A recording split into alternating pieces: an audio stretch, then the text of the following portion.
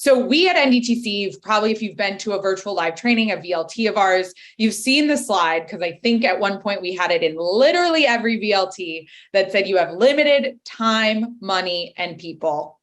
And I put this in the chat, but there's real urgency. This isn't a paper that's due that you can ask your professor for an extension. This election day is unmovable, right? It is an unmovable deadline. You genuinely have limited time, money, and people. And there are a lot of things that are equally important.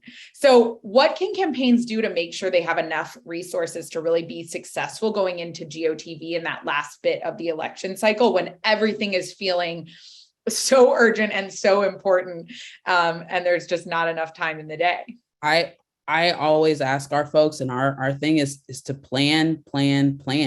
Having the opportunity to think thoroughly, to work backwards from election day and be thinking about all the different things that you do. If you create that plan and you're able to follow that plan, you're not trying to come up with a solution or an answer in real time. And that doesn't mean that everything is perfect and everything's going to stay to that plan. Sometimes you have to pivot, and that's okay. I think what's happening nationally in our country is always going to be something that we have to account for in our plans, but making sure you're thinking about how often you have to be having conversations with people and what it means for your team to reach the goals that are there. It's important to know where you're going, right? It's like getting in the car and not having directions to the place that you're trying to be, but maybe guessing. You might get there, right? You could possibly end up in the right spot, but it would be easier and it's more efficient if you know exactly where you're planning to go. Making sure your volunteers move into a lead role, right? They could become folks that are able to launch canvases for you, that are able to take things to the next level. Making sure that those folks are able to do that is so very key, and allows you to follow that through into your plan. Just really quickly to amplify what Rosetta said here, right? This is also a great time to start asking for commitments, not only to be a Canvas leaders, but like, can you take election day off? Can you take the Monday before election day off? Can I have this the Saturday before election day, the Sunday before election day, right?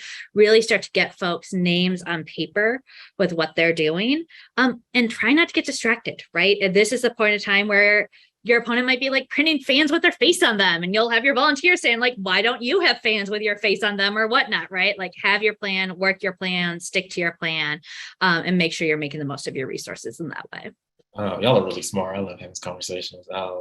One of the things I think about when we talk about the last stretch is the tension between the art and the science of campaigns, right? Like, so much of this is tested, so we use it all the time. There's also a part of us as leaders in the field where you have to be thoughtful and understanding when to pivot quickly. You don't want to miss your moment, right? And that pivot could look a lot of different ways, whether it's from a specific tactic or a tool, or whether your messaging should change too, which I think has been brought up previously.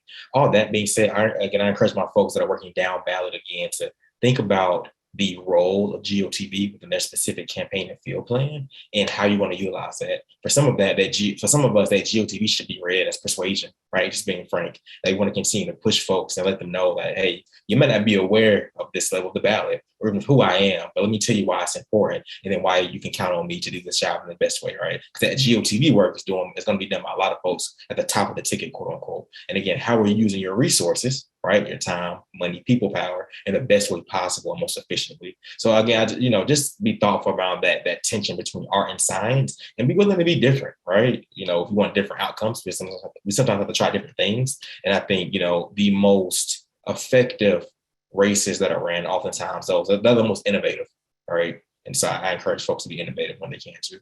Yeah, absolutely. You all are brilliant. And they said some wonderful things. I want to point out that Jack just linked engaging volunteer leadership as a course in the chat. And if you haven't kind of heard of that framework of the ladder of engagement, right? It's to Rosetta's point of you have a plan, you know how many votes you need to win, right? And so in order to get those votes, you need to talk to a certain number of people. And this is, again, where you have limited time, money, and people. You cannot, the candidate or the campaign manager, or even if you have 2 campaign staff or 1 consultant, it's not a 1 or 2 person job. This is a team. It is a movement. You want to be getting and building community support.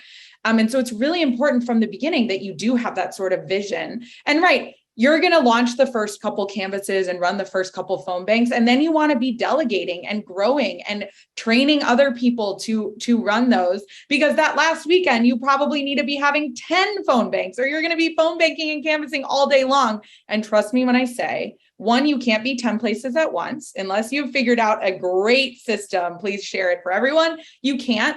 And you're too tired. You can't run 12 hours of phone banking and canvassing and be calling donors and be checking in and managing staff. And so it really is a lot of this. There's like a lot of logistical pieces here that we're talking about. I also want to say that not only do donors want to see their initial investment succeed, but volunteers do as well. And that is a gift in of itself. And people are donating their time.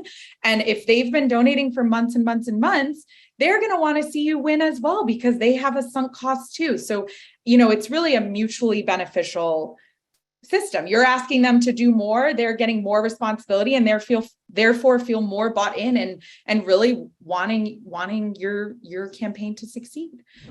Hi, I'm Sung Chung, a program associate on NDTC Staff Academy team. To keep learning, check out more of our training videos and sign up for our full catalog at traindemocrats.org. Thanks for watching.